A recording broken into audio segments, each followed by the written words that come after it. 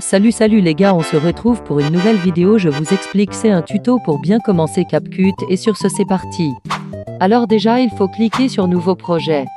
Prenez la vidéo que vous voulez. Voilà, donc là on peut faire en sorte de rallonger la vidéo comme ça. Donc là si on clique sur modifier, ça fait mettre des trucs comme ça. Si on clique sur diviser, ça va diviser la vidéo logique. Là par exemple j'ai enlevé la partie de la vidéo qui était derrière la division. Là sur modifier, je peux aussi mettre une animation au début et à la fin de la vidéo. Là aussi on peut mettre des effets sur la vidéo. Donc là ça a plein de trucs.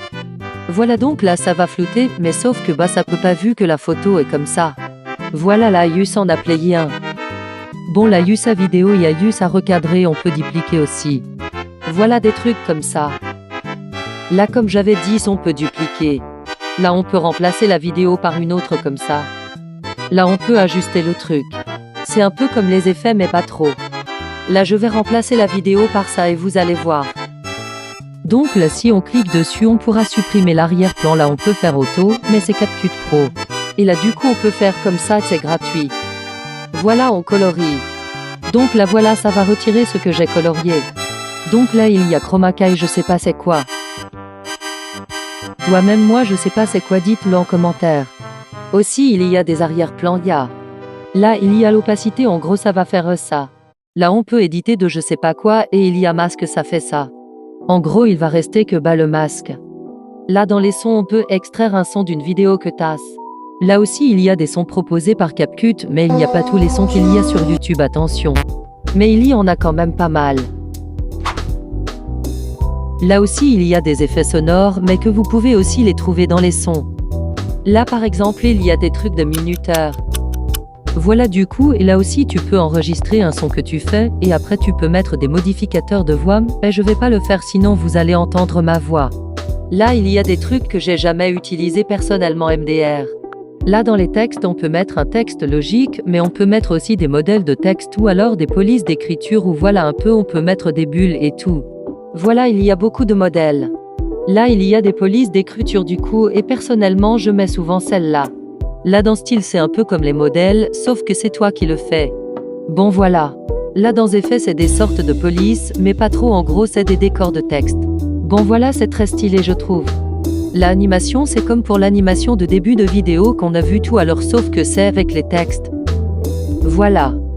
Là dans Bulba je peux pas, mais c'est comme dans les bandes dessinées. Dans préparage de je sais pas quoi, c'est un peu des trucs comme ça, je comprends pas trop.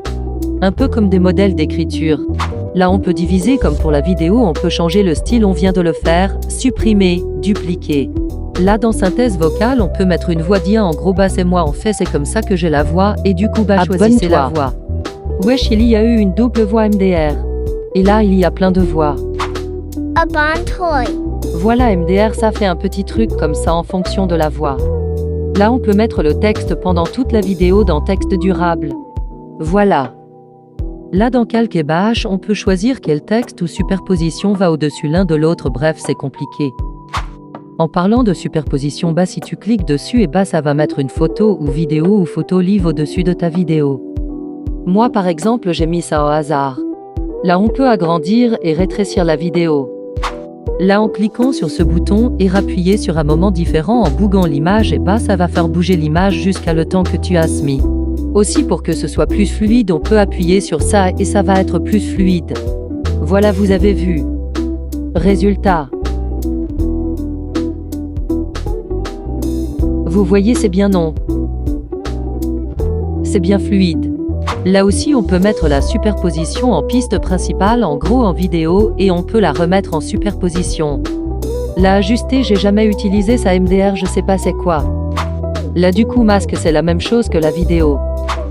Là il y a un peu des trucs que j'ai jamais utilisé, MDR. Là dans stick il y a des sticks logiques, mais je trouve qu'ils sont pas ouf. Il y a un peu des trucs comme ça et tout et tout. Aussi dans superposition on peut aller dans bibliothèque, et c'est des superpositions proposées par CapCut, là par exemple ça me l'a mis. Là aussi dans le petit truc si on clique sur les traits ça va te proposer des trucs de transition, voilà. Je trouve ça stylé en vrai. Là, en allant dans format, il y aura un truc genre en gros tu pourras mettre à quelle taille serait un short ou une vidéo longue, je sais pas trop expliquer. En gros c'est pour que la vidéo soit cadrée en format short, vidéo longue etc. Là c'est format vidéo longue et là c'est format short.